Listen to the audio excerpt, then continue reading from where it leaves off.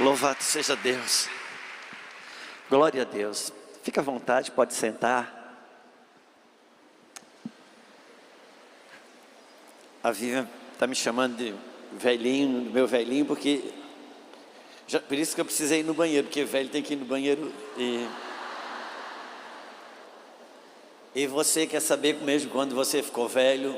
É que eu recentemente, faz 2 meses e um pouquinho, que eu estava jogando futebol e fraturei o pé, fraturei o tornozelo e fraturei o pé. Eu tive 2 fraturas no mesmo momento, jogando futebol. E dali eu fui levado direto para o hospital, e cada lugar que eu passei no hospital eles perguntavam: foi queda? Foi queda? Aí você vai saber que você ficou velho. Eu disse: não, estava jogando futebol, gente, pelo amor de Deus. Mas que bom estar aqui. A paz do Senhor, irmãs. Deus abençoe a vida de cada um. Eu estou aqui com a minha Lulu, ela está aqui, e ela é maravilhosa, não é? Feliz o homem que encontrou a mulher sábia, né? É uma coisa inexplicável quem alcança essa graça, esse favor de Deus. Eu sempre falo que o homem quando ele casa, a mulher quando ela casa, ela ganha de Deus uma seringa para injetar coisas no coração do seu marido. E há uma diferença entre a mulher sábia e aquela que lhe falta sabedoria.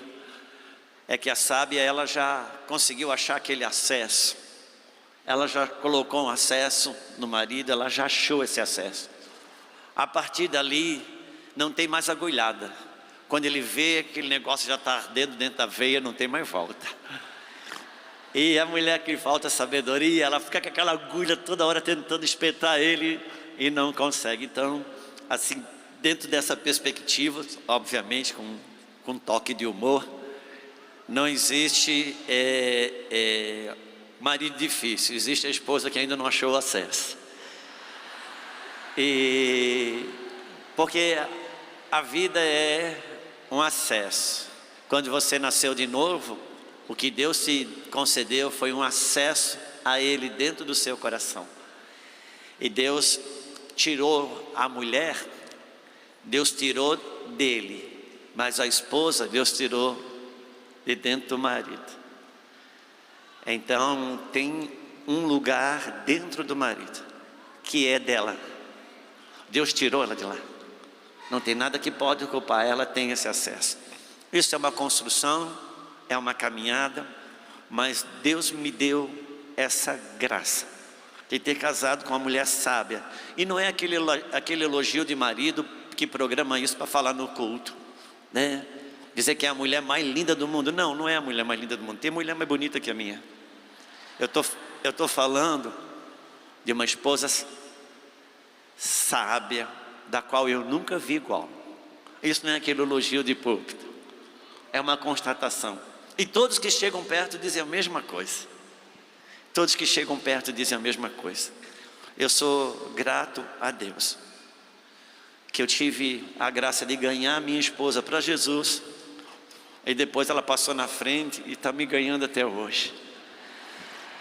E tem crescido tanto em Deus. Escreveu até um livro agora, o primeiro de muitos, porque já está escrevendo outro. E é uma coisa linda, maravilhosa. A nossa Sara está aqui também, que é uma Luluzinha. A Sara é a Luluzinha, ela é a discípula mais fiel da Lulu, é a Sara.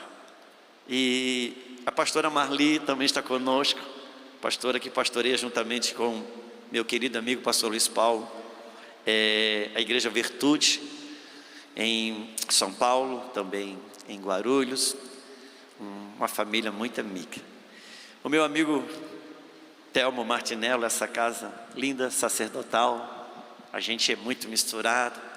Agora eu fiz uma viagem de poucas horas de carro com o Marco, a gente já entrou no coração do outro, já ficamos amigos. É Deus que faz. Eu sempre ouso dizer que a costureira não costura, ela junta as duas partes. Quem costura é a máquina. Então meu papel muitas vezes é aproximar. Quem costura é o Espírito Santo. Se ele não costurar, um cadastro não costura, uma placa não costura, um contrato não costura. É o Espírito Santo que costura.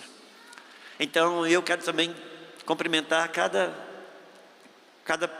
pastora, cada mulher que está aqui, que de alguma maneira tem algum tipo de contato com a gente. Quero receber com carinho, coração, também aquelas que nunca souberam da nossa existência. Nós somos casados, eu e a Lulu, há 32 anos, vai fazer esse ano. Servimos ao Senhor nesse mesmo tempo. E quero dar um abraço muito especial à comunidade surda que estão aqui. Deus abençoe a Karina, o pessoal, o Evangelical Campinas estão aqui, e todos que compõem essa comunidade. Que o Senhor os abençoe poderosamente. O Senhor me deu uma espécie de uma palavra, um tema para falar nessa manhã. Chama-se pureza. E ontem, muito obrigado, Sara. Eu cheguei muito cansado em casa, e se eu durmo muito cedo, depois eu acordo e demoro para dormir. Então eu tenho que dormir a partir das 10 da noite, para dormir direto. Mas fiz questão de dormir mais cedo, exatamente para ficar acordado e poder meditar sobre essa manhã. E o Senhor falou sobre pureza. E eu quero me apoiar em algo que o Senhor já me instruiu no outro tempo. Eu gostaria de pedir a você que pudesse abrir comigo a sua Bíblia em Lucas, no capítulo 9, no versículo 51. Para acender a luz, né, gente? Olha aí. Você que está pegando o celular para ler a Bíblia, não seja tentado. Esse negócio te pega, te puxa para o lado de dentro e te rouba do ambiente. Então, leia só a Bíblia, só acenda a luz. De costas assim, não olha na frente dele, olha só nas costas. Lucas 9, 51. Senhor, muito obrigado. Obrigado por esse tempo, esse lugar no reino do Espírito que o Senhor abriu. Que a gente encontre nesse lugar a provisão que está proposta, que está disposta. Que como Agar, tenhamos os nossos olhos abertos para ver a fonte que está disponível para nós. Eu oro para que o Teu nome seja glorificado aqui. Nos dá a conhecer o que o Senhor está disponibilizando nesse lugar, por meio da Tua palavra, em nome de Jesus. Sabe aquilo que você chama de tempo, Deus chama de lugar. Vou repetir isso. Aquilo que você chama de tempo, Deus chama de lugar. Todas as vezes que Deus teve um encontro,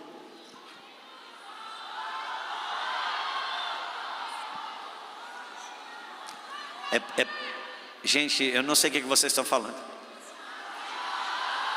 É para aumentar o som? Olha aí. Eu sou pentecostal, daqui a pouco eu me empolgo, aí vocês dizem, baixa o som. Mas tá bom. O moço do som lá. Cadê o moço do som? Levanta a mão, o pessoal do som. Isso. Você sabe qual é o seu ministério, né? O ministério do culpado. Você é culpado. Todos esses anos que você trabalha nisso, nunca ninguém desceu do púlpito e disse, hoje eu desafinei. Não, é você. Por exemplo, a minha voz não é nasal. Você que não sabe arrumar esse negócio aí. Ministério do culpado se assemelha muito à cruz de Cristo, meu irmão, fica nele. Mas eu estava dizendo que o que você chama de tempo, Deus chama de lugar. Todas as vezes que houve um encontro poderoso com Deus na vida de algum patriarca no Antigo Testamento, aquele lugar ganhava um novo nome.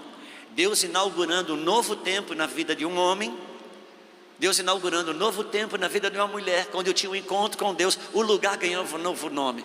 Porque o que você chama de tempo, Deus chama de lugar. Quando você recebe uma profecia sobre o seu futuro, para você é uma profecia sobre um tempo futuro. Para Deus não. Quando Ele profetizou, Ele construiu um lugar para você acessar. Então tem um lugar aqui, tem um ambiente. Eu sempre digo que a reunião, ela acontece em 4 paredes. O culto não. O culto acontece num lugar nas regiões celestiais. Por isso que tem gente que entra no templo, mas não entra no culto. Mas eu gosto de dizer o seguinte: já que você entrou no templo, então entra no culto. Porque quem está no templo, uma dinâmica é uma dinâmica. Quem está no culto é um ato profético que pode mudar a sua história. Porque é um lugar no ambiente no Espírito. Amém? Algo que você repete, algo que você pega, que você escreve. Sementes que são entregadas nesse lugar. É um lugar de provisão.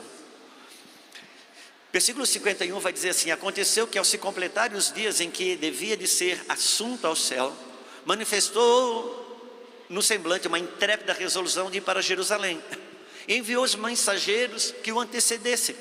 Indo eles, entraram numa aldeia de samaritanos para lhe preparar pousada.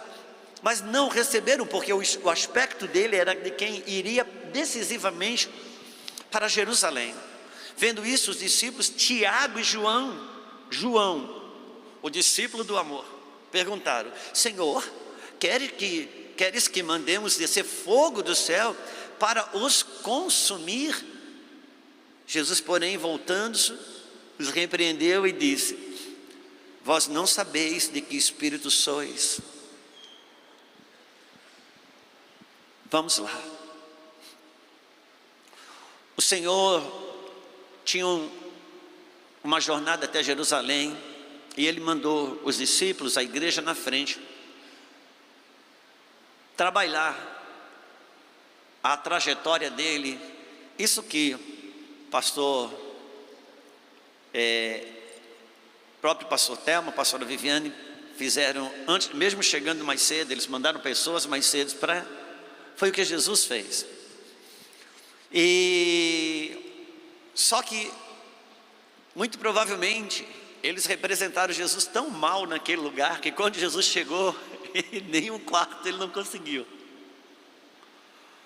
E não encontrou hospedagem. E os discípulos disseram: o Senhor quer que a gente faça desse fogo do céu para consumi-los? E nessa hora Jesus se volta para eles e diz assim: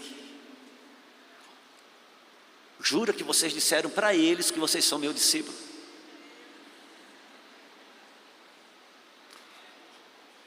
Vocês vieram na frente em meu nome, me representando. Vocês não sabem a que espírito vocês pertencem? A que espírito você pertence? E tem uma tradução que ainda vai dizer que eles dizem assim: queres, mestre, que a gente faça descer fogo do céu para consumi-los, assim como fez Elias? Acharam até um texto bíblico para apoiar aquela. E o Senhor diz: vocês não sabem a que espírito vocês pertencem. E eu gostaria de poder eu quero gastar, talvez, se você me permita, entre 50 e 55 minutos aqui. Eu vou até botar o meu relógio, mas eu peço que você não olhe o seu relógio não, tá bom? Não olhe não. Eu tenho um combinado que eu gosto de fazer, já falo isso na maioria dos lugares que eu sei que eu posso passar um pouquinho do tempo, de fazer um combinado de eu não olhar no meu relógio para não sentir culpa, você não olha no seu para não dar raiva. Isso quase sempre dá certo.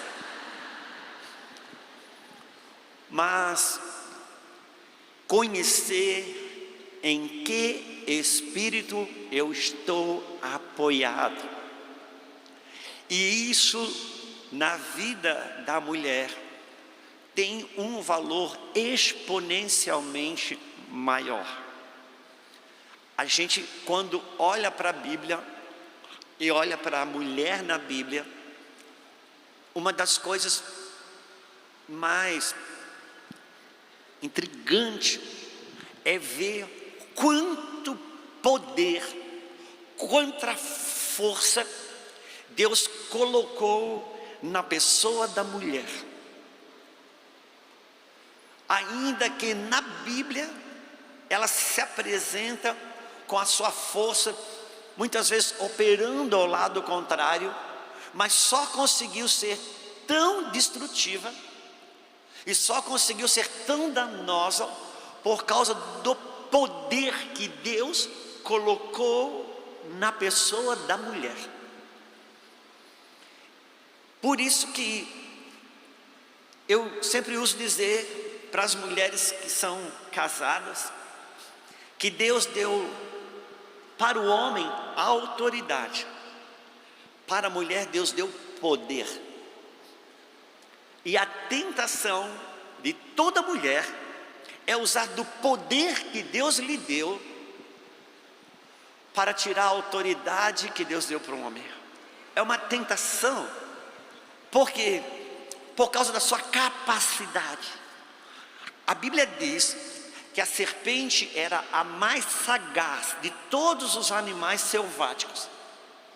A sagacidade da serpente fez com que ela viesse conversar com a mulher, por causa da sagacidade da mulher. Mas a palavra sagaz ou sagacidade, para nós, é uma coisa assim ruim. Só que na Bíblia, a palavra sagacidade, ela também é a mesma palavra traduzida para sabedoria. Porque sagacidade é um dom. Sagacidade não é uma coisa ruim. Sagacidade é um dom. E ela pode ser usada para algo ruim, que destrói, e ela pode ser usada para algo bom, que edifica. Mas é um dom. É como se eu falasse para você sobre hack, que mexe computador, que tem um hacker. Eles têm um dom elevado no conhecimento tecnológico. Então tem o hacker que ele produz o vírus, e tem aquele que produz o antivírus. A virtude, a qualidade, o dom é o mesmo. O que muda é que um vira a chave para um lado e outro vira a chave para o outro lado. Então Deus colocou um poder na mulher, um poder, uma sagacidade, um toque de sabedoria que muda o curso das coisas sem que ninguém perceba. A mulher sábia, ela tem esse dom. A mulher tem o dom de mandar no marido e fazer ele acreditar que ele manda, e ela sabe que ele não sabe que ela sabe. E só quem é mulher aqui sabe o que eu estou falando. Por que a Vitória diz minha mãe é tramontina? Porque mulher conhece mulher. Agora já o pai não. Aí ela fazia todo aquele melodrama, chorava na frente do pai. Ai pai, tu é tão bom, tão amigo. E ele saía dali acreditando que é verdade.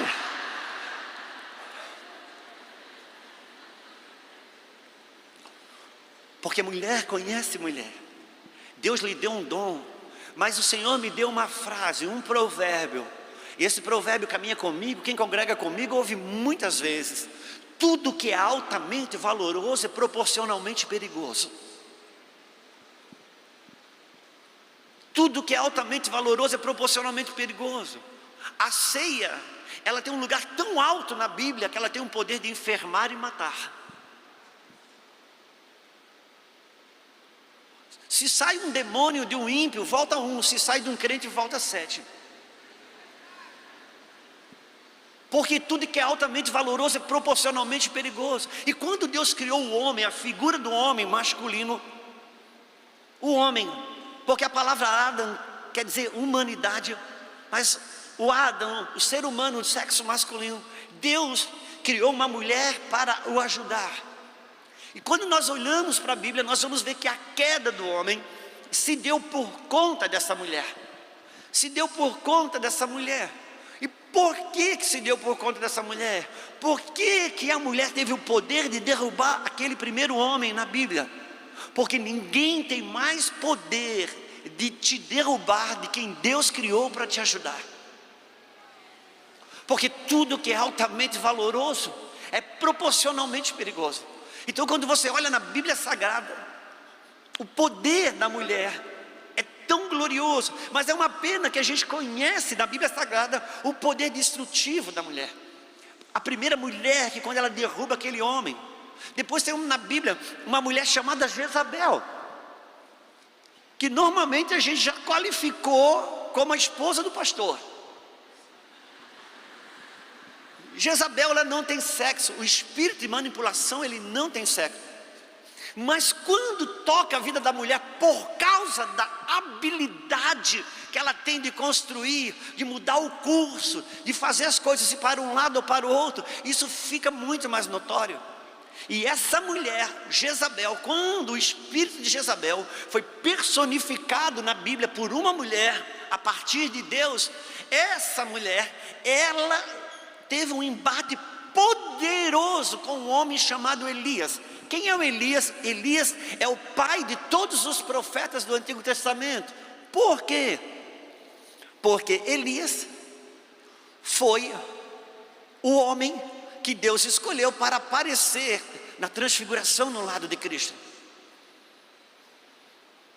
como profeta dos profetas. Esse homem, ele foi derrubado,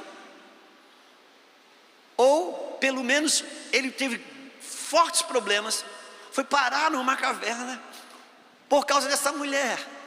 Agora eu te pergunto, quando você vai ler as Escrituras, esse homem havia acabado de matar sozinho 850 profetas, 400 profetas de Baal, 450 profetas de Asdod. E um mensageiro trouxe um recado de Jezabel dizendo: agora eu te pego. Ele foi para dentro de uma caverna. O poder que Deus entregou para a mulher. E mais tarde, esse homem, que ele é o restaurador da família, porque o último verso do Antigo Testamento vai dizer que este homem vai ser levantado uma geração que ela vai estar debaixo do mesmo espírito que esteve sobre o profeta Elias, e uma grande restauração familiar vai ser conhecida na face da terra, porque esse espírito profético, ele vai converter o coração dos pais aos filhos e dos filhos aos pais. E isso explica por que Jezabel mirou nele, porque o espírito de Jezabel, ele trabalha para desconfigurar o padrão familiar de Deus na terra. Por isso que aquela mulher inferioriza o homem, ela se levanta na frente para desconfigurar. Pois bem, um dia aparece na terra o precursor de Jesus Cristo, o último profeta, aquele que asfaltou, pavimentou uma rua para Jesus chegar. A Bíblia diz que ele era o Elias que havia de vir. E como que esse homem morre? Uma mulher pediu a cabeça desse homem. Por quê? Porque esse dom, quando não devidamente aperfeiçoado, ele trabalha contra a voz profética. E cortou a cabeça porque ele trabalha contra o governo masculino. Só que é um poder que Deus deu. Por isso que não existe a mulher sábia e a mulher tola. Não. Eu já contei essa história muitas vezes, mas vai que tem uma mulher aqui que nunca ouviu, eu vou contar para ela e as outras têm paciência. Eu lembro quando eu comprei um carro novo, um carro que estava acima, eu não tinha condições. Aqui a história é mais longa. Eu comprei uma coisa que eu não podia comprar. Estava 6 anos com o mesmo carro, já estava velho, fui lá, troquei por um carro zero, enfim. E um dia, eram as 6 horas da tarde do inverno, chovendo, já estava escuro. Eu e a Lulu entramos no carro, eu peguei o volante, a Isabel sentou atrás, nós íamos levar, eu ia para o Mevan, uma quarta-feira, eu ia até o Mevan, no nosso culto, a Lulu ia assumir o volante e iria no centro, levar a Isabel na aula de inglês. Quando eu vi aquela chuva, aquele carro, fazia 6 meses que eu estava comprando. Você sabe o que é carro novo para o homem? Aquele cheiro, mexe com o ego, ele fica inflado, fica uma coisa maravilhosa. E eu estou ali, dizendo, enquanto eu estou indo para o meu Evandro, disse: amor, você está vendo que chuva, escuro já, movimento, aquele vidro tudo suado, aquela coisa, e você ainda vai para o centro, 6:30 da tarde. Amor, cuidado, vai devagar, presta atenção. E ela fez um silêncio. Ela já não estava falando nada, mas a mulher faz um silêncio que grita. Quando a mulher fala, ela perturba o marido. Quando ela cala, ela enlouquece. Tem um silêncio que ela faz.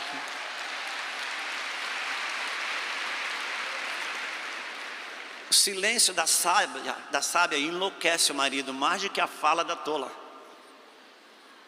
E ela calou e silenciou. E pasme, eu já sei que aquele silêncio é alguma coisa. Eu disse: amor, está tudo bem? Ela disse: tá. E se tá, meu irmão, você já sabe, não precisa explicar. E eu disse: o que foi? Ela disse assim: duas vozes falaram dentro de mim agora. Eu disse: falaram o quê? A primeira, ela disse assim: o que houve? Está dizendo que eu não sei dirigir? 6 anos com esse carro, o outro carro velho, você nunca falou nada. Agora compramos um carro novo. Volta para o velho, se você vai ficar querendo me regular. Eu disse: falou isso tudo dentro de você? E eu, curioso, queria saber o que a segunda voz falou, mas e o medo? E a segunda, o que falou? Pá! Eu disse: meu Deus, não.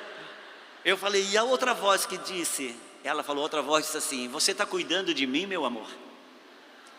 E aquele dia eu tive a convicção que toda mulher tem dentro de si a tola e a sábia. Ela escolhe qual que ela aciona. É uma escolha.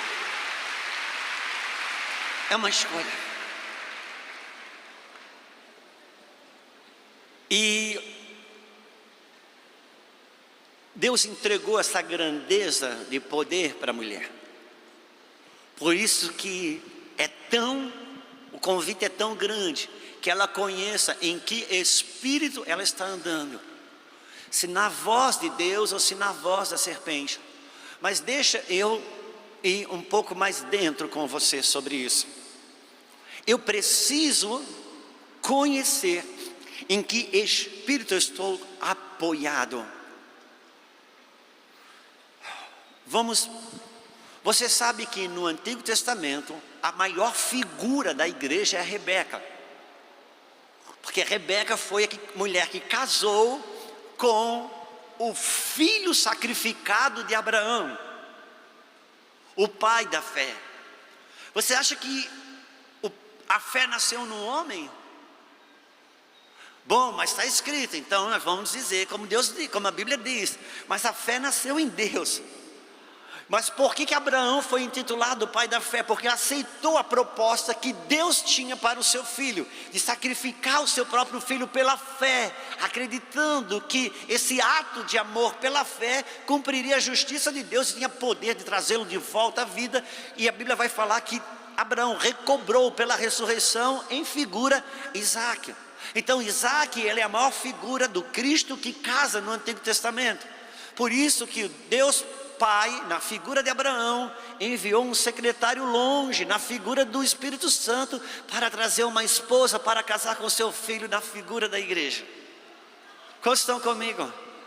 Só que essa mulher, Rebeca, que é a igreja que pare a partir desse casamento, ela está grávida e tem uma luta no seu ventre, uma guerra no seu ventre. E essa guerra, quando ela vai bater um ultrassom celestial, Deus fala: tem 2 naturezas aí. Porque essa é a realidade da igreja, de ter em si 2 naturezas. Uma que opera para a morte e outra que opera para a vida. Quantos conseguem estar comigo aqui? Livre-arbítrio mesmo vai existir depois que você nasce de novo. Porque só agora você tem o poder de escolher em qual natureza você vai operar. por melhor que você seja, não nascido de novo, você só tem uma natureza para operar. O que você pode fazer é sair do mal e operar no bem, porque do mesma árvore que nasce o mal, nasce o bem. O antagonismo do jardim do Éden não é uma árvore do bem aqui e uma árvore do mal ali, não. É uma árvore da morte e uma árvore da vida. Então quando alguém nasce de novo, uma nova natureza dentro de si. Então agora, quando eu caminho, eu preciso saber, na minha fala, no meu gesto, na minha atitude, em que natureza eu estou apoiado. Não sabeis vós de que espírito sois? Eu preciso conhecer a dinâmica relacional da minha alma. Primeira carta de João, no capítulo 4, o versículo 1 vai dizer assim: irmãos, provai os espíritos, com letra minúscula, provai os espíritos, para saber se eles procedem de Deus, porque já há muitos falsos profetas nesse mundo. Então a Bíblia manda eu provar os espíritos, por causa dos falsos profetas. Agora, quando eu, como um pentecostal, leio isso nas escrituras sagradas, e digo, e leio, provai os espíritos, eu já tenho nome para cada demônio, porque já há muitos falsos profetas, eu já tenho nome e endereço. Mas se tem um espírito que eu preciso discernir, e o falso profeta que eu preciso identificar, é aquele que profetiza dentro de mim. Eu preciso saber em que espírito eu estou apoiado, quando a minha alma se move. Porque senão eu mudo a forma e não troco de espírito. Por quê? Porque a alma, ela é extremamente manipulativa. E a alma do crente, quando manipula, é pior. Por quê? Porque a alma do crente, quando manipula, espiritualiza. E se move em cadeias por causa do espírito de engano. Por isso eu preciso conhecer em que espírito eu estou apoiado, conhecer a dinâmica relacional da minha alma.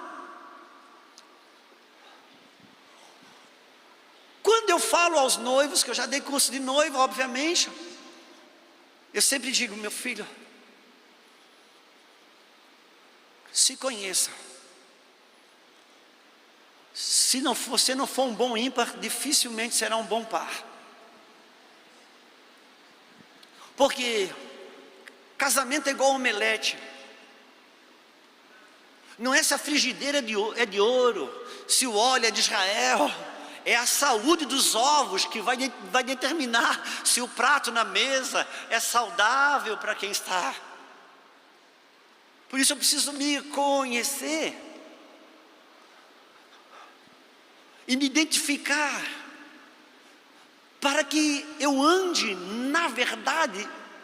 E no Salmo 51, que foi bem citado pela Vitória aqui, que aliás entregou um banquete nessa mesa aqui, ela fala sobre o Salmo 51. O Salmo 51 é o salmo da oração do arrependimento de Davi.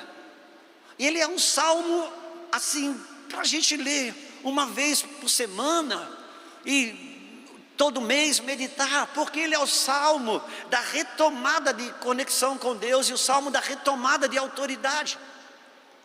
E uma coisa que Davi vai dizer ali eu acho que está no versículo 8, Salmo 51, acho que no versículo 8, vai dizer assim, Salmo capítulo 51, versículo 8, eu acho que é o 8, não, é o 6, diz assim: eis que você tem prazer na verdade lá no íntimo e no recôndito, lá no profundo me fazes conhecer a sabedoria. Uau! Esse é um dos versículos mais perseguido pela minha Lulu. Quando Davi olha e diz: Senhor, o Senhor tem prazer na verdade lá no íntimo, porque eu tenho uma verdade superficial que muitas vezes não é verdadeira. Sabe quando a Bíblia fala: seja o seu sim, sim, E o seu não, não, seja o seu sim de fora, o mesmo sim do lado de dentro. E seja o seu não de fora, o mesmo não do lado de dentro. Eu preciso discernir a verdade lá no íntimo. Eu acho que é o Salmo 94. Eu acho que eu tenho até esse salmo aqui. Será que eu tenho? Eu acho que é Salmo 94, 96. Se eu achar aqui, eu vou falar para você. Eu não sei se eu tenho. Um dia eu vou saber fazer esboço. Salmo 94, 20 diz assim: por acaso Deus pode associar-se contigo um trono de iniquidade, o qual foge o mal, tendo uma lei por pretexto? Uau! O salmista diz: Deus pode ter associação com o teu trono? Alguém que foge o mal, tendo uma lei como pretexto? Sabe, muitas vezes eu opero no mal porque eu tenho uma lei que me protege. Eu tenho algo a favor. Sabe, quando Jesus fala sobre o governo dele, que o maior seja como o menor, e quem governa seja como quem serve. Aqui está por que Deus entregou tanto poder para a mulher. Eu confesso para você que me assusta. Assusta a grandeza do poder. Quando eu ministro para pastores, uma coisa que eu falo: irmãos, você quer como ter uma igreja saudável? Tem um jeito de ter uma igreja saudável. Uma igreja saudável, ela acontece a partir de uma liderança saudável. É isso. Aí vem a pergunta: e como ter uma liderança saudável? Aí depende da esposa dos líderes da mesa.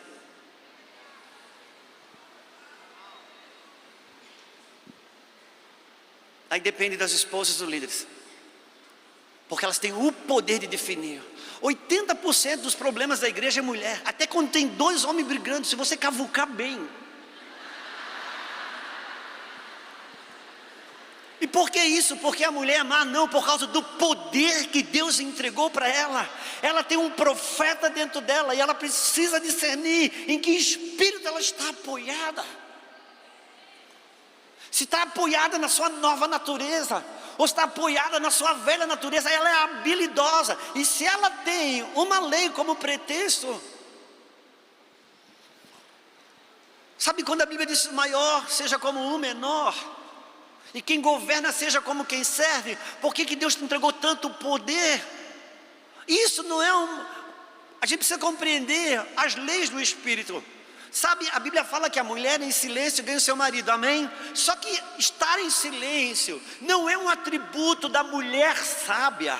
Estar em silêncio, saber calar, pronto para ouvir, tardio para falar, isso é um atributo da sabedoria, não é um atributo da mulher sábia. Agora, quando Pedro vai falar da esposa, ele aplica esse princípio.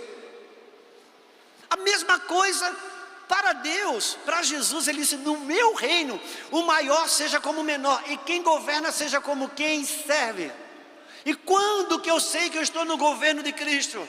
Quando na qualidade de maior eu sou como quem serve. Quando que eu sou visto? Quando que o céu está trabalhando a condição de saber se eu realmente estou crescendo em autoridade espiritual? É quando eu estou no poder. E quando que eu estou no poder? Quando eu tenho o que o outro precisa.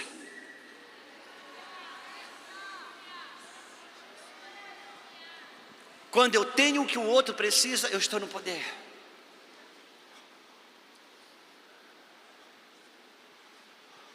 E uma necessidade do marido, talvez a maior necessidade do marido. Todo homem que casa, ele tem uma necessidade gigantesca. E qual? Ele tem a necessidade que a mulher precise dele. E nos nossos dias atuais, desde o primeiro momento do casamento, vai vindo a comunicação: eu não preciso. Por que aumentou os divórcios? Porque a mulher não precisa mais do marido, a mulher não precisa mais do homem. Só que o homem só se sente homem quando a esposa precisa dele. E Deus lhe deu poder à mulher. Ela sabe que ela tem o que ele precisa.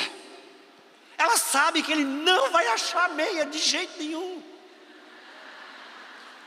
Ela sabe disso.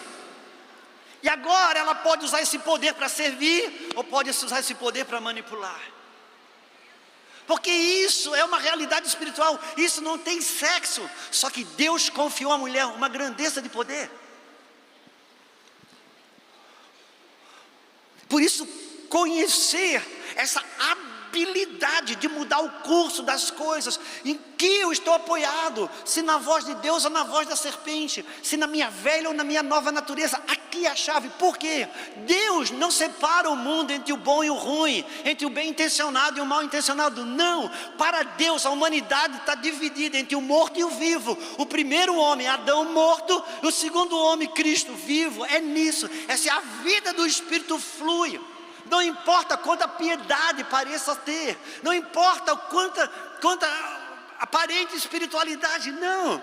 Eu posso ser bíblico sem estar no espírito da Bíblia.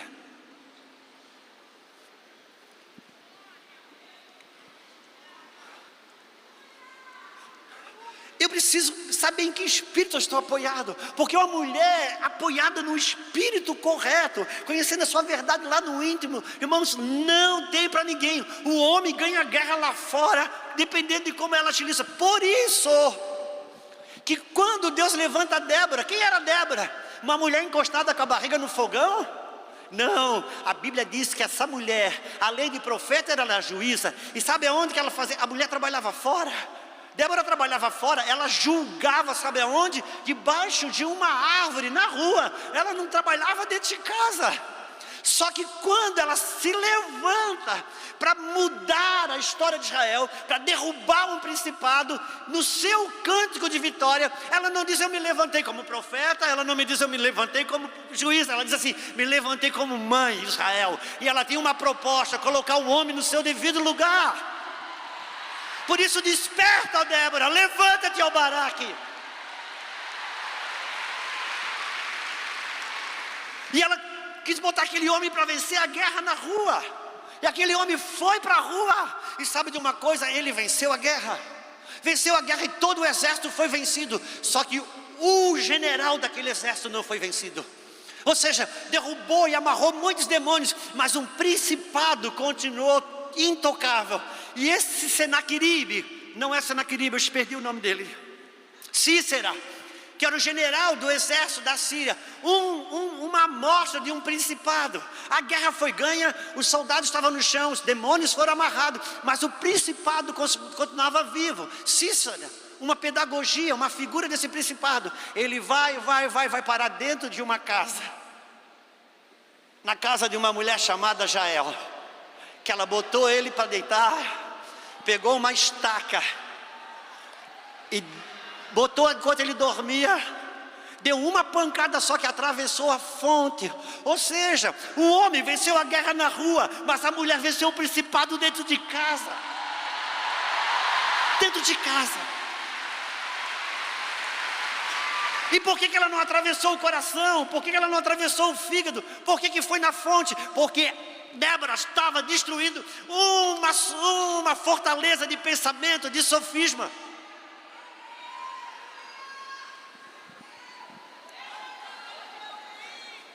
A mulher não precisa de empoderamento, Deus já o fez.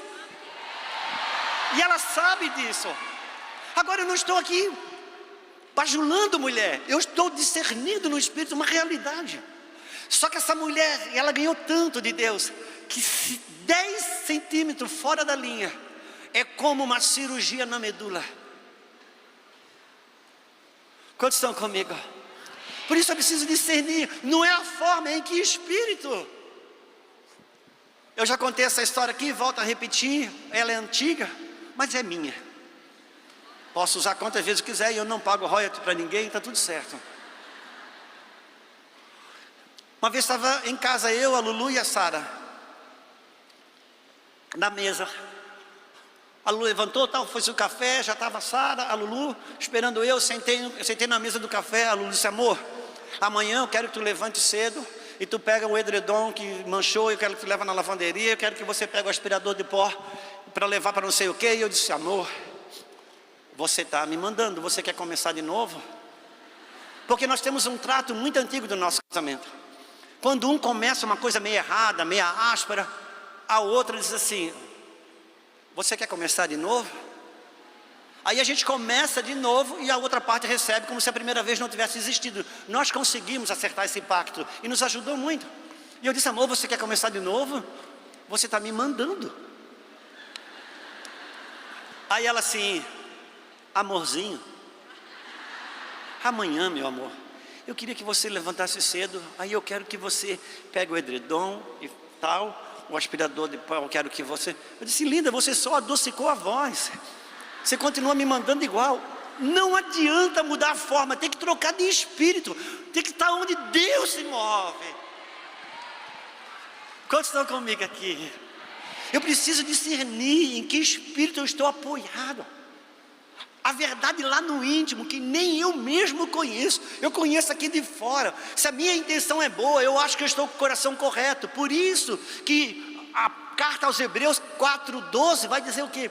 Que a palavra de Deus é como uma espada de 2 gumes, separa alma e espírito, juntas e medulas. Você vê que é coisa difícil, separar alma e espírito. Quantas vezes é minha guerra, sua guerra? Meu Deus é meu, é de Deus, é de Deus, é meu. É difícil separar juntas e medulas.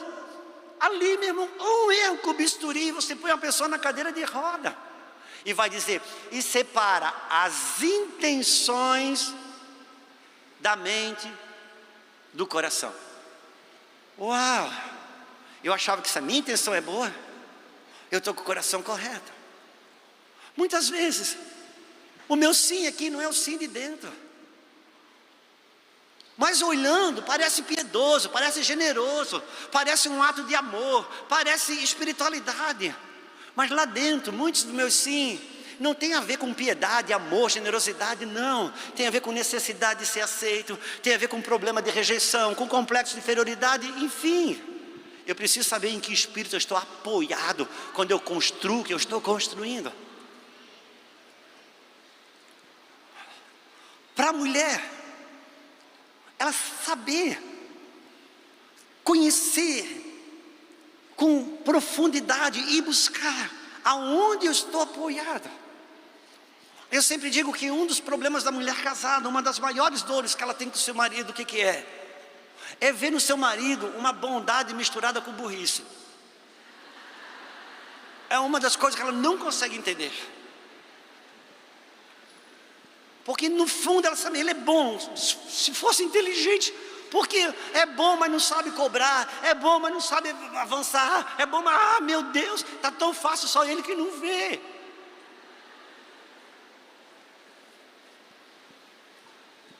Eu sempre digo, parece que deu um AVC, aquela área do cérebro.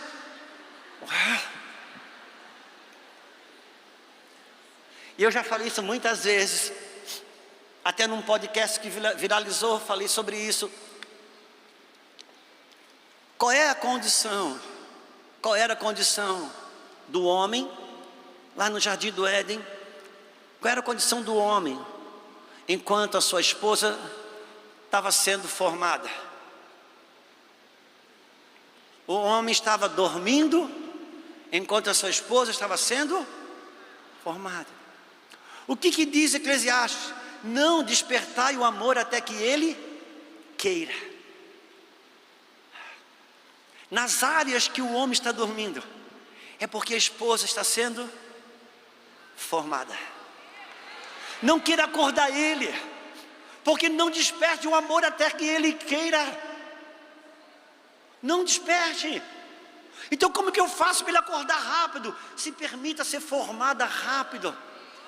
Porque se ele acordar agora, ele vai ver uma mulher deformada, porque ele vai ter olhos para ver o que hoje você consegue esconder, mesmo que inconscientemente. Você quer arrancar a burrice dele para as coisas de fora, mas que ele continue cego para você ter o seu controle. Se ele acordar, ele vai ver tudo. Por isso eu preciso, é uma questão de vida ou morte, saber em que eu estou apoiado. Porque é difícil a gente sair desse lugar, vir para o espírito certo, se apoiar no espírito correto. Muitas vezes não, quase sempre, significa dizer que eu vou me despir das folhas de figueira e eu vou me apresentar nu. Por isso parece ser tão difícil. Por que que eu, numa dificuldade com a minha Lulu, a minha tendência o que é? Sou eu me maquiar, esconder. Por quê? Porque se eu vir por espírito correto, se eu for genuinamente verdadeiro, eu vou abrir a minha dor para ela, eu vou abrir a minha fraqueza. E qual é o meu medo? É que se eu tampando, escondendo já me dói, imagina se eu abrir. A hora que eu abro, meu medo é que eu dou uma faca para ela e amanhã, na primeira oportunidade, ela vai. Então eu prefiro acreditar na mentira, que eu me protegendo a mim mesmo, eu me guardo, do que se eu vim para o espírito correto, Deus me guarda. Abraão, não temas, eu sou o teu escudo, o teu galardão será muito grande. É o problema de muitos homens também. Tem homens que, uma coisa que não acontecia antigamente, hoje é muito comum na igreja. Do homem é que não tem a procura pela vida sexual, do homem é que não tem o interesse na vida sexual. Muitas esposas sofrem por conta disso, e às vezes umas dessas já estão sofrendo tanto, mas lá um dia ela vai num culto de mulheres, aí ela vê uma pregadora dizer assim: olha, sabe por que é isso? Porque você não sabe se apresentar.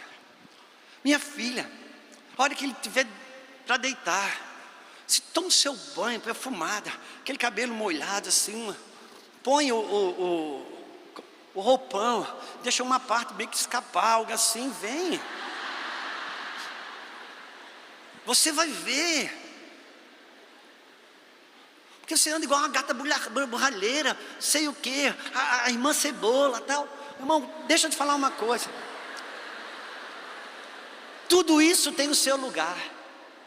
Tudo isso tem o seu lugar. Só que ela sai dali agora, que ela já tinha desistido de sofrer com aquilo, ela sai empolgada, ela volta para casa, ela faz isso tudo, passa na frente dele do jeito que a pregadora falou. Ele não reage, parece que agora ele viu menos ainda. Agora ela está duplamente frustrada, nem saber desistir ela não sabe mais. Por quê? Porque esse homem não sabe chegar e dizer para ela: minha esposa, deixa eu te falar, eu te amo, eu não troco você por nada. Posso achar uma mulher na rua se oferecendo, eu não quero, mas eu não sei o que acontece. Eu simplesmente deito aqui, quando eu entro no quarto, alguma coisa acontece, meu corpo não responde, meu organismo não responde. E ainda se eu acessar o computador, a primeira coisa que me atrai é buscar alguma coisa, eu não sei resolver esse problema, eu não sei como que isso se aplica na minha vida. Ele não sabe fazer isso, porque ele por essência foi chamado para te suprir, te prover e te proteger. E eu sei que para você, se ele ao menos falasse isso, resolvia tudo. Por quê? Porque daí ela já está procurando as gorduras dela, ela quer saber por que ele não tem interesse. Não. Para o homem, se ele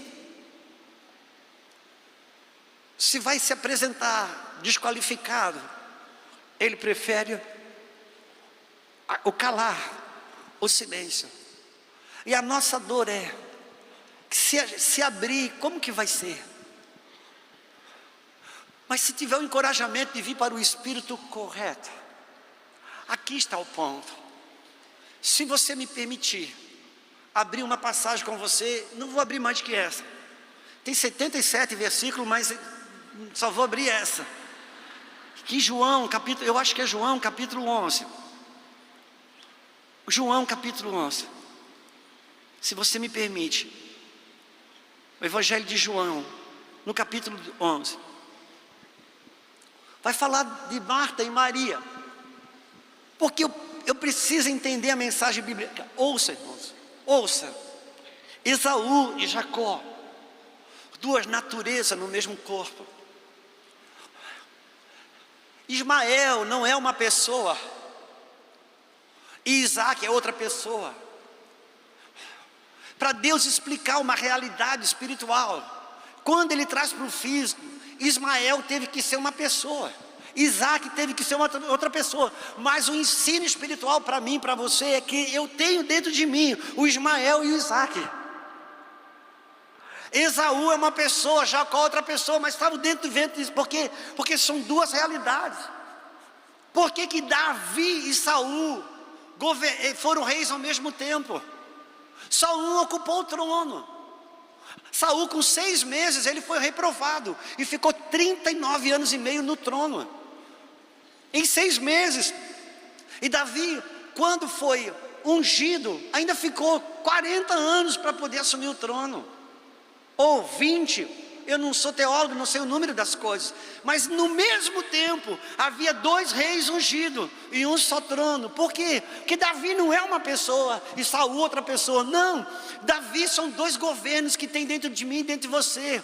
O governo de Saul opera debaixo da carne, de um sistema diabólico. O governo de Davi é o governo do Espírito, debaixo de um sistema celestial. Por isso que Davi cuidava de ovelha, e por isso que Saul cuidava de mula. Quando Jesus diz, me dá uma mula, um jumento, que nunca foi montado, que eu quero subir nele, entrar em Jerusalém, você imagina que loucura, você desfilar na frente, no meio de uma multidão, montando pela primeira vez num burro que nunca foi montado. Os discípulos já disseram, meu Deus, que mico que nós vamos pagar aqui. A hora que ele subia, mas não, Jesus sobe, e aquela mula vai. Por quê? Porque a natureza do Espírito sobre a natureza da carne. Por isso Davi cuidava de ovelhas, Saul cuidava de mula. Existem 2 governos, mas só tem um trono, e um precisa reinar. É o governo do Espírito no meu homem interior. E aqui vai falar de Marta e Maria, vai dizer que estava enfermo Lázaro de Betânia, da aldeia de Maria e da sua irmã Marta. Esta Maria, cujo irmão Lázaro estava enfermo, era a mesma que ungiu com bálsamo o Senhor e lhe enxugou os pés com os seus cabelos. Todos conhecem essa história, daquela mulher que entrou, estourou um vidro de alabastro, ela chorava e enxugava os pés do Senhor. E Jesus falou dela como a grande adoradora. Então você tem Maria, a grande adoradora, e você tem Marta, sua irmã, assim como Ismael era irmão de Isaac, assim como Esaú era irmão de Jacó. Quantos estão comigo? Porque eu tenho dentro de mim uma Marta e eu tenho dentro de mim uma Maria. E você tem uma Marta adoradora, que quando nasceu de novo, o teu espírito quer Deus, a tua alma não. A tua alma já deixou o carro lá fora, para você não ter que pegar fila. Se tocar a música que a tua alma não gosta, a primeira canção, ela não levanta a mão, ela fica emburrada. Porque agora o espírito não, o espírito quer adorar a Deus, ele quer estar com Deus. Essa natureza, ela não tem problema com essas coisas. E eu preciso saber aonde estou apoiado na minha dinâmica relacional. Quando eu converso com o filho, quando eu converso com o marido, quando eu converso com quem quer que seja. Porque é minha tendência. E Marta, e olha o que vai dizer no versículo 5. Ora, amava Jesus, a Marta e a sua irmã, e a Lázaro. Uau, a Bíblia faz questão de dizer. Eu acho que nessa hora, Jesus falou para João, João, tu está escrevendo o que aconteceu com Marta, Lázaro? Amém. Escreve aí, João, que eu amava as duas. Escreve. E ele escreve, olha, o Senhor Jesus mandou dizer, que era para me escrever que ele ama Marta e ama Maria. Quando pois soube, versículo 6, que Lázaro estava doente, ainda se demorou 2 dias no lugar onde estava. Depois disso, seus discípulos, bom, vamos ler o 3, senão não vai dar certo. Mandaram, pois, as irmãs de Lázaro dizer a Jesus, Senhor, está enfermo aquele a quem tu amas. Se você deixa, hoje eu vou dar uma espremida na Marta aqui. Esse espírito de manipulação de alguém que é crente. Vamos, Marta era crente, Marta não faltava um culto, Marta nunca furou uma agenda, uma escala. Marta servia a Deus. Não está falando da mulher rebelde, não, está falando de alguém que era crente de verdade, conhecia a Bíblia como ninguém, discutiu teologia com Jesus. Só que agora, eu acredito que não foi exatamente a Maria. Deixa eu colocar isso na conta de Marta, só para a gente ter uma pedagogia aqui. A manipulação, um torpedo alto de manipulação. Olha, mestre, a Marta mandou dizer que aquele a quem tu amas está doente. Ou seja, se você não for, é porque você não ama. Alô? Quem sabe o que eu estou falando aqui? Principalmente pastoras, pastores, sabe o que eu estou falando? Aquele familiar que quando liga para você, você atendeu o telefone a ele, você já está devendo. Você não abriu a boca, você já está devendo.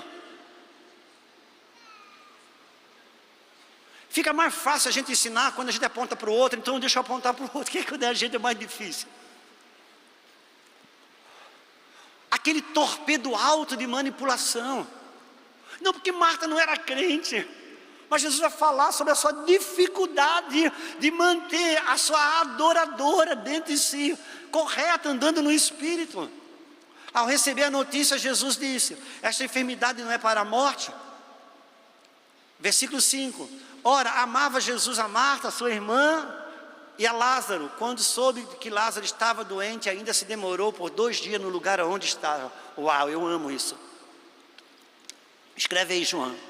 Escreve aí que eu amo essa casa, mas eu não ando debaixo de um espírito de manipulação. Eu vou no templo do Espírito. Alô? E quando que eu sou uma pessoa que não me submeta ao espírito de manipulação? Quando eu estou livre dele aqui dentro. Quando o falso profeta calou a voz aqui dentro. Porque o falso profeta, ele fala a partir da carne. A carne fala a partir da dor, do vitimismo. Calar a voz do falso profeta. A carne, irmãos, ouça. A carne, ela tenta resolver o problema da alma. Aquilo que só o Espírito pode dar. Se a alma estiver agitada, a carne fica louca, ela precisa dar paz para a alma. Então ela diz: olha, fuma um cigarrinho que você fica melhor. E fuma dá certo, irmão. Pode fumar um cigarro que já melhorou. A alma, ela está se sentindo injustiçada, que ela ama e não é amada, que ela ajuda e não é ajudada, que ela dá, mas não recebe. Aí ela senta no sofá, ela está muito chateada, porque ninguém a ama. Meu Deus, a carne diz: minha filha, calma, tranquiliza. Aquele pote de sorvete ainda está no congelador, você está sozinho em casa. E sabe que dá certo? Ela calma. Mas ela joga o boleto da dívida para frente. É um empréstimo para pagar o empréstimo. Porque a paz, só o Espírito Santo é que pode dar. Só o Espírito pode dar a paz. É por isso que no Vale dos Ossos Secos, Deus diz: eu vou pegar esse Vale de Ossos Secos, eu vou transformar num grande exército. Vai ser algo poderoso. Vai vir primeiramente o osso, vai se unir ao osso. E depois a carne, vai vir o músculo, vai vir as ligaduras, o músculo, e vai vir a pele. Vai ser algo lindo. Deus só não falou sobre o rebuliço. E a gente acha que cada osso se uniu ao seu osso. Era assim: o braço dizendo para o antebraço: ô antebraço, que bom lhe encontrar. E o antebraço: braço, eu estava te procurando. Não, a Bíblia diz que cada osso esbarrou no seu osso. Um grande rebuliço. Agora, se você pegar esses 2 telões aqui, você colocar o Vale dos Ossos Secos aqui, um cemitério. Você já viu o cemitério, irmão? Nunca deu briga, nunca deu confusão. O cemitério é uma coisa fantástica. É sinistro, mas é tranquilo. Aí você pega o rebuliço aqui, a caveira correndo, esbarrando no osso da coluna, a coluna batendo no dedão do pé, aquela loucura, aquele rebuliço de cemitério. Bate uma foto dos dois e diz: aonde que Deus está? Deus está aqui ou Deus está ali? Vem todo mundo para cá: Deus está aqui, como é precioso. Deus está aqui. E Deus disse: não, a palavra profética, aqui, tranquilidade. Não tem confusão, não tem briga, mas está debaixo do governo de morte. Quando a palavra e o Espírito chegam, o que está debaixo do governo de morte vai ser mexido. Por quê? Porque o meu padrão é tranquilidade. O padrão de Deus é paz. E muitas vezes, para me entregar a paz, vai ter que mexer na minha tranquilidade. E a alma vai precisar saber em que espírito está apoiada. Por causa do poder que a mulher tem. E aqui a gente vê a predominância. Lázaro aqui só serviu para ser ressuscitado, não apitava mais nada. A aldeia era de Maria. Depois disso, versículo 7. Vamos pegar 17.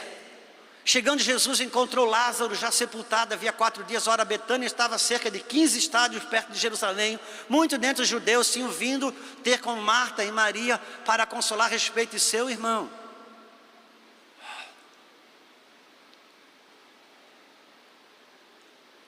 Versículo 20. Marta soube que vinha Jesus, saiu ao seu encontro. Maria, porém, ficou sentada em casa.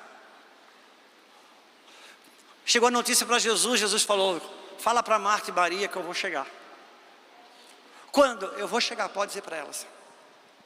E Jesus demorou 2 dias, mas ele está vindo. Ele está chegando.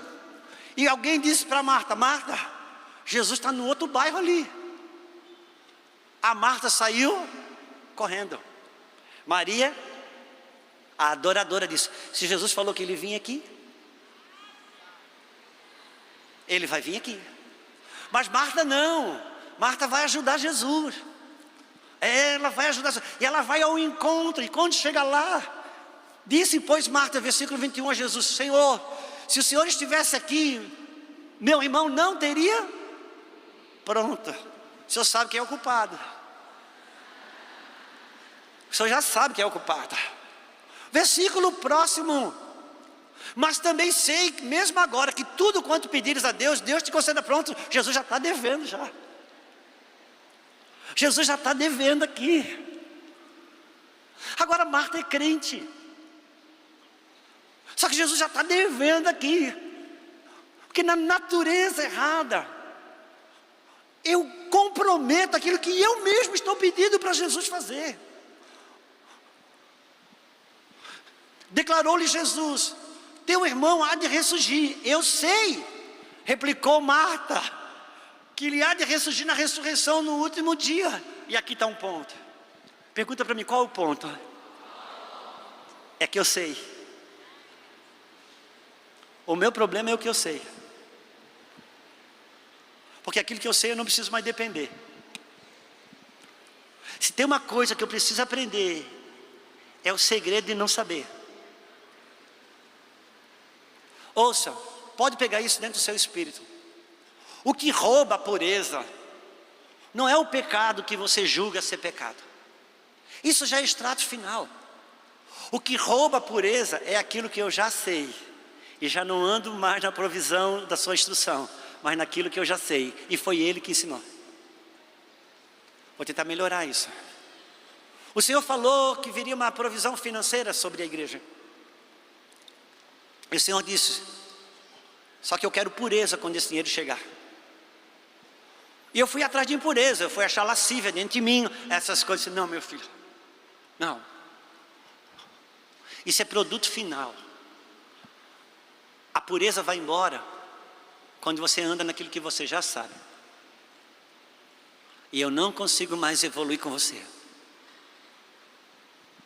Está provado que 80% dos acidentes que se dão em viagem, a pessoa está nos últimos 100 quilômetros antes de chegar em casa. Está provado isso. Por quê? Porque ela já sabe ali como dirige. Ela já conhece. Mestre, Nicodemos diz: mestre, eu sei que tu és mestre, porque ninguém pode fazer o que você faz. Nicodemos, saber que não é o suficiente, meu filho. Você precisa nascer de novo e andar sobre a nova natureza, que depende de mim, vive na minha instrução, não vive do que sabe. Qual o problema da Vitória? É que as mulheres já sabem que ter filho é difícil. Irmãos, a Vitória não tem noção ainda do quanto difícil é ter 5 filhos. Você já sabe, e você rouba a pureza dela. E quando você rouba a pureza dela, quando ela tiver dificuldade no primeiro filho, ela já tem a igreja toda que já profetizou para ela. Se a igreja está certa, só dá para ter 1 ou 2 no máximo. Mas se a pureza continuasse, ela tem alimentado, ela pode ter 5, ela pode ter 10, porque debaixo da pureza não tem tropeço. Não é ausência de dor, nem ausência de sacrifício, mas é pureza. Por isso que aqui tem uma mulher que se chama Casa de Isabel. Quem é a Casa de Isabel? É a mulher que guarda a pureza. Maria não precisou saber. Maria tinha que ser pura. Se achasse uma pura, leva na casa de Isabel, que Isabel sabe guardar a pureza.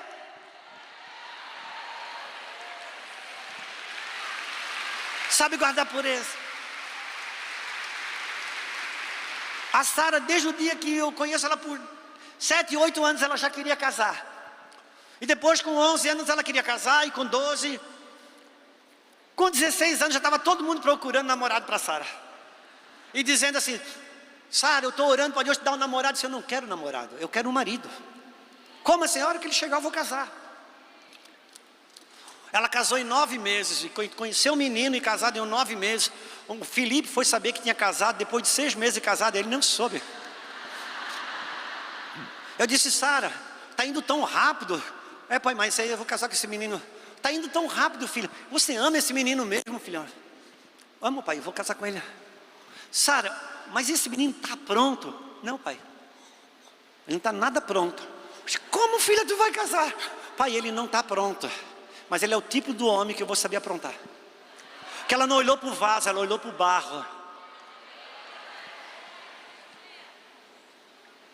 Porque ela sabe com a mãe que uma mulher faz um homem. No espírito correto, ela edifica.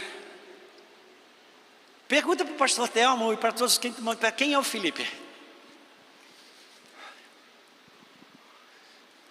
Só que a Sara fazia o curso de noivo.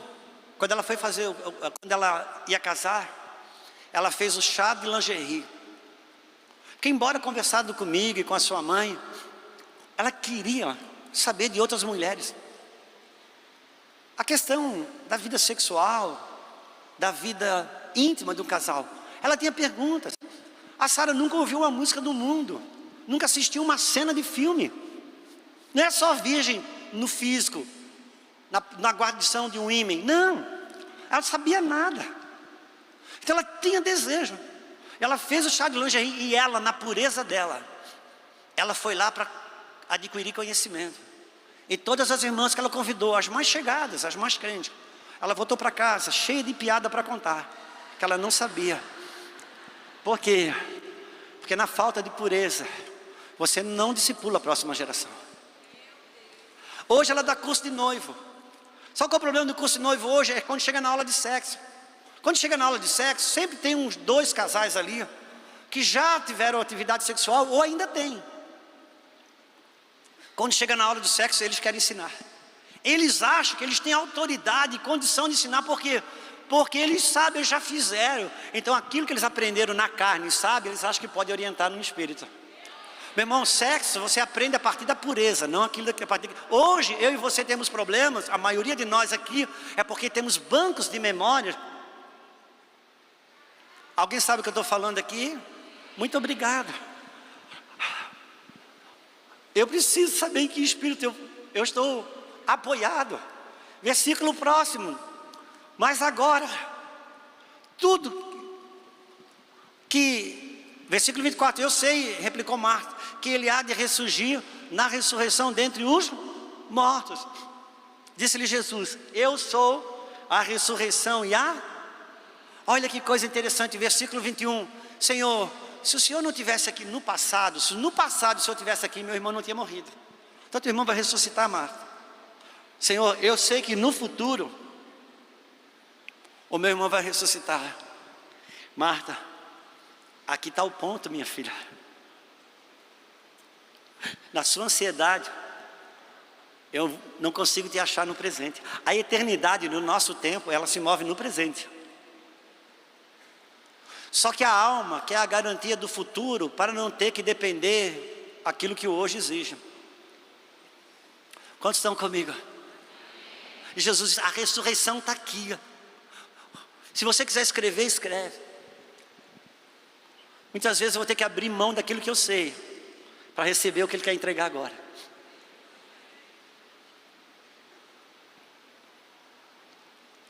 Quando a gente fala que Deus pode transformar um homem aqui, aquilo que você sabe do seu marido não deixa você acessar um campo de fé. Senhor, eu pesquei a noite toda e não peguei nada. Conhecimento, saber da não pesca. Só que Pedro foi além, disse: ok, Senhor, eu não vou depender do que eu sei, eu vou entrar no que o Senhor está dizendo. Esse silêncio é assim mesmo? Vamos lá. Vamos mais para frente. Versículo 28. Tendo dito isto, retirou-se Marta, chamou Maria, sua irmã, e lhe disse em particular: o mestre chegou e te chama. A Bíblia não diz, não mostra que Jesus mandou buscar Maria, mas Marta tentou tudo que pôde, não conseguiu. Ela chega lá: Maria, eu não conheço, eu não sei, mas eu sei quem sabe. Eu sei que Maria tem um lugar, Ele está te chamando lá. Porque o poder da manipulação é uma coisa incrível, irmãos. Só que isso não é o atributo de fulana ou ciclana. Isso é um atributo da natureza caída. E se ela está co-irmã de uma natureza crente, ela vai tentar usar da espiritualidade. Agora, se você continuar lendo, versículo 30, versículo 29, Maria, ouvindo isto, levantou-se depressa e foi ter com Jesus. Porque se Jesus está chamando, Maria sai do lugar, amém? Versículo 30, pois Jesus ainda não tinha, preste atenção nisso aqui, Jesus ainda não tinha entrado na aldeia, mas permanecia aonde Marta se avistara com. Nós temos aqui Maria, a casa de Maria e o Lázaro morto. E Maria está agoniada, porque ele quer ver o seu irmão sarado, resolvido. Ela soube que Jesus estava vindo, ela sai do lugar da onde Jesus falou que vinha, e ela vem aqui segurar Jesus. E agora deu conta de arrancar Maria do lugar para trazer para cá. E Jesus não consegue chegar, porque quem é que está segurando Jesus aqui?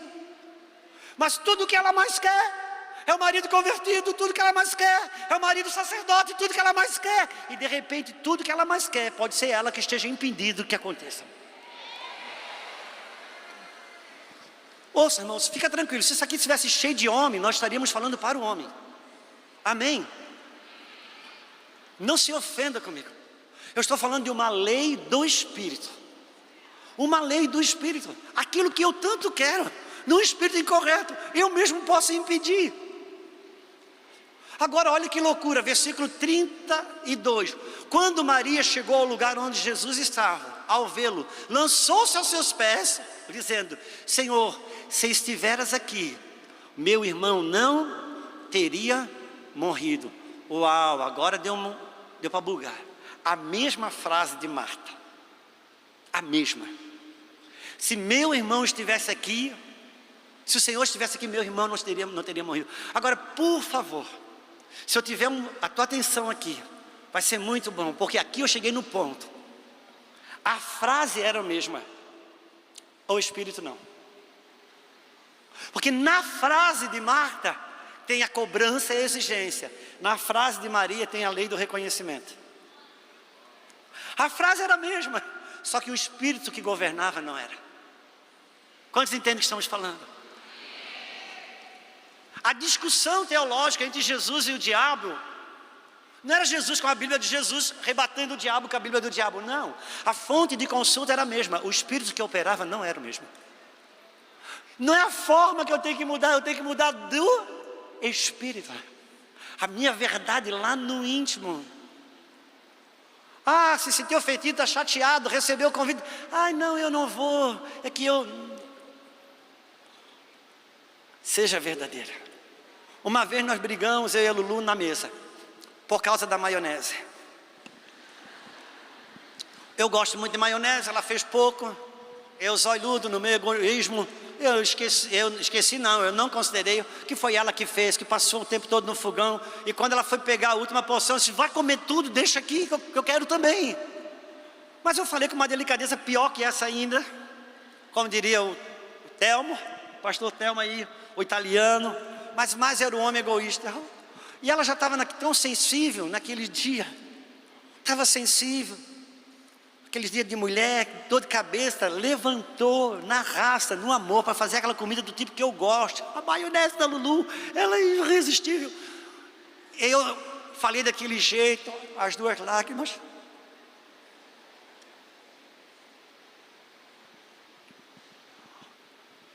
Mas eu me ofendi também, porque eu achei que não era para tanto. Aí ela reagiu mal, brigamos nós dois ali na mesa. Aí daqui a pouco, vamos se perdoar. Mas eu fiquei ofendido, irmão, de verdade. Não sei porquê, um homem santo igual eu.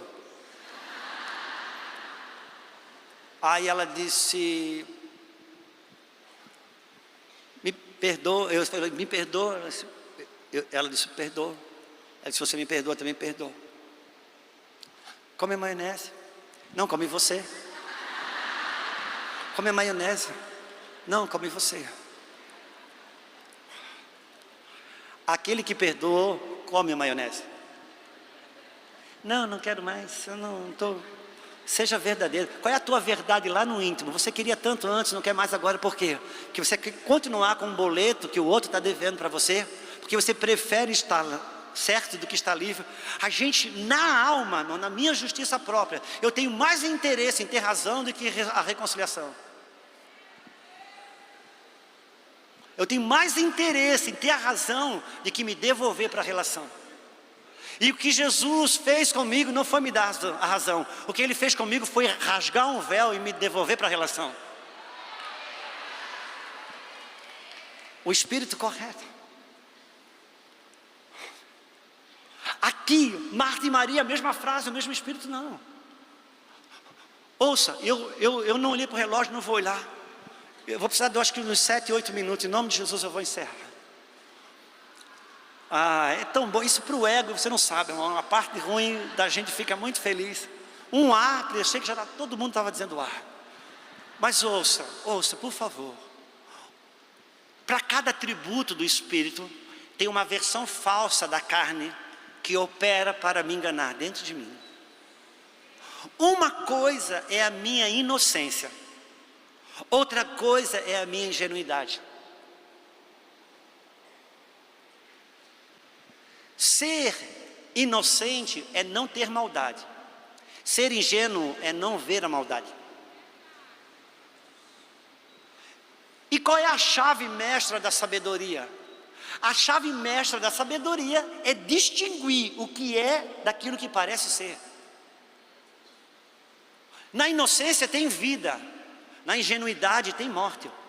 Por isso que quando Salomão ganha o diploma de sabedoria, qual que é? É quando ele vê aquelas duas mulheres, uma com o filho morto, outra com o filho vivo, e ele consegue entregar pela sabedoria o filho vivo para a mulher, para a mãe verdadeira. Por quê? Porque a chave mestra da sabedoria é separar o que tem vida daquilo que não tem vida, ainda que pareça ser bíblico ou piedoso. É quando eu reconheço o espírito correto.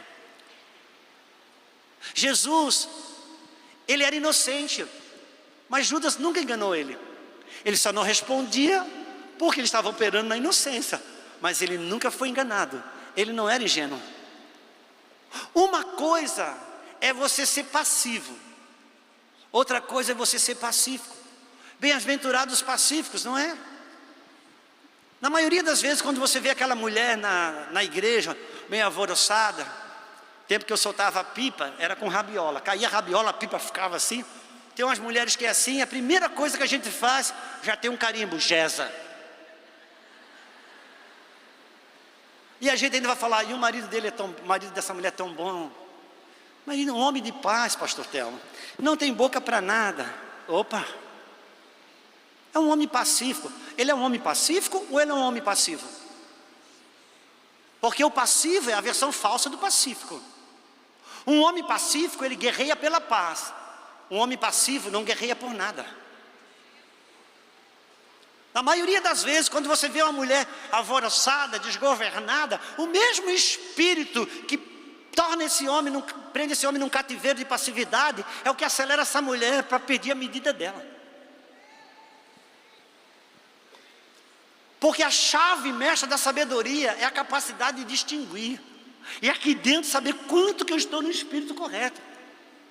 Uma coisa é o contentamento, outra coisa é o conformismo. A mesma Bíblia que diz para você, em tudo estai contente, é a que vai dizer, não vos conformeis. A minha Lulu, ela é o símbolo disso. É a pessoa mais contente que eu conheço, mais agradecida, mas ela é inconformada. Por quê? Porque ela acredita que tem mais de Deus. As pessoas acham, Lulu, aquela... Irmãos, o que ela faz em 3 dias, eu dou 1 semana para você fazer. A Lu pegava a nossa caminhonete, subia no volante sozinha, 700 e poucos quilômetros, e até Itajaí, resolvia o que tinha que resolver e voltava sozinha. Quantas mulheres super empoderadas, que não conseguem chegar. Não, ela tem um contentamento, uma paz, só que ela é invocada, Lulu, ela é inconformada. Por isso que todo libertador, em algum momento, ele vai ser confundido com rebelde. Não é porque ele não tem contentamento, mas ele crê que tem mais. E muitas vezes, eu, acreditando estar no contentamento, eu estou morto no meu conformismo. Pastor Jean e pastora Jéssica, que são pastores hoje no Mevane Jundiaí, vieram morar na nossa casa. 12 anos de casado, não tinham filhos. Sentaram na nossa mesa, deixamos passar umas 2 semanas, tocamos no assunto, mas reagiram rápido. Não deixaram nem eu continuar a sair, filhos. Estamos descansados já no Senhor. Eu digo, opa, calma. Não, pastor, isso aí já descansamos em Deus. Graças a Deus, hoje em dia é um lugar de descanso nisso. Eu apontei para eles e disse, olhem vocês dois aqui para mim, do outro lado da mesa. Olha para mim. Vocês descansaram em Deus ou entraram na desistência? Para não sofrer, para não continuar decepcionado com Deus. Porque uma coisa, meu irmão, é o contentamento, outra coisa é o conformismo. Vai lá ver o Theo, irmão. O Theo, o filho dos dois. O Theo é lindo, o Theo é maravilhoso. Eles vieram do Nordeste, ali na nossa casa, para sair da desistência. Por isso que o nome deles é Theo. Porque se nascesse no Nordeste ia ser Theo Cleverson. Aqui é Theo. Não é verdade? O Theo lindo.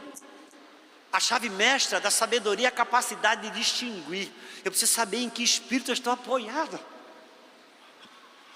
Uma coisa é tolerância, outra coisa é misericórdia. A mesma Bíblia que diz misericórdia eu quero, é a que diz tenho contra ti que toleras. Muitas vezes em nome da misericórdia eu estou praticando tolerância. Agora se eu cavar lá no fundo mesmo e buscar a minha verdade lá no íntimo, porque é lá no recôndito que Ele faz me conhecer a sabedoria, eu vou discernindo. A libertação começa nesse caminho. Mas deixa eu voltar para Marta, por favor, porque eu preciso encerrar e agora é de verdade. Vamos ressuscitar Lázaro de uma vez, gente? Vamos? Para acabar com isso. Versículo 39. Então ordenou Jesus, tirai a pedra. Disse-lhe Marta, irmã do morto, Senhor, já cheira mal, porque já está 4 dias, cala a boca. Alguém amarra Marta. Alguém, por favor. Tudo que ela mais queria. Marta, irmã de quem? Mas aqui no versículo, Marta, irmão do morto.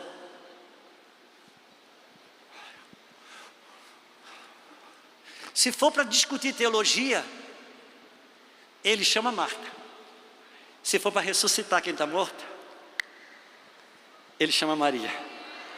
Porque um ambiente de adoração é um ambiente de milagre. E Marta, naquilo que ela mais queria, ela se tornou o maior empecilho. Aqui dentro, eu sei as minhas brasileirices, eu sei minhas dores, eu tenho que buscar lá no fundo. Deus deu muito poder para você, mulher. Eu não estou aqui bajulando, porque eu já falei coisas aqui que eu poderia sair daqui apanhando. O Senhor me deu um espírito para falar as coisas que são. Deus deu muito poder, mas é preciso se apanhar no espírito correto, por causa do fluxo. Porque eu posso parecer muito espiritual, com fortes aspectos de manipulação. Irmãos, até a Lulu passar uns 5 anos de crente, o crente lá em casa era eu. Eu tinha... Você pode ficar de pé, por favor? Eu tinha uma maneira de manipular. A Lulu não gosta de briga, não gosta de confusão, porque ela veio de uma casa que já teve tanto isso que ela não... Então eu tinha uma maneira. Como eu falei, pastor, até botei ele no meio como manipulador ativo. Eu tinha uma maneira de manipular. Quando a Lulu me confrontava em alguma coisa e ia invadir um campo que eu não queria perder o domínio, o que eu fazia? Eu aumentava o grau de estresse. E ela, para não brigar, não ter confusão, o que ela fazia? Ela recuava e eu conseguia o que eu queria. Manter o domínio daquilo que eu não queria entregar, mesmo estando errado.